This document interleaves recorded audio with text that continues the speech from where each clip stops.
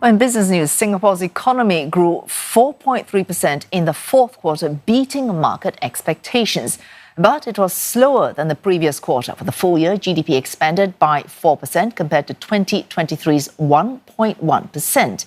Despite the stronger performance, some economists are cautious about the year ahead.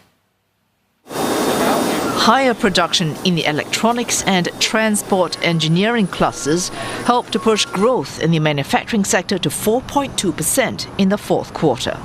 While it was a drop from the previous quarter's 11.1%, analysts expect the sector to continue performing in the near term.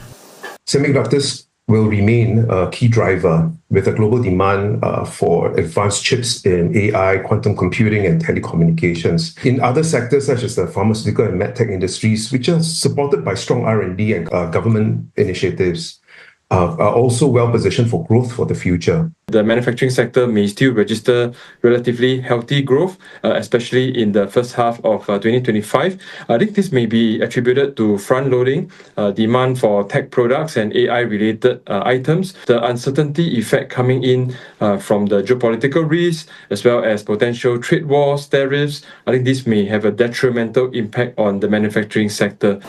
The construction sector also expanded by 5.9%, fueled by public sector projects. The services industries grew steadily, supported by gains in sectors such as finance and insurance. The continued recovery of international visitor arrivals also supported the entertainment and recreation segments.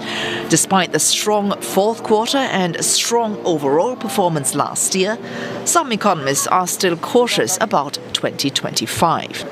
We are still very cognizant of the increased volatility, especially in the global economic cycles when the US government is going to see a new president into 2025, and that basically by itself may inject some concerns and some unknown risks regarding policies that the US may introduce, and that could have ripple effects across the global and ASEAN economies, including Singapore.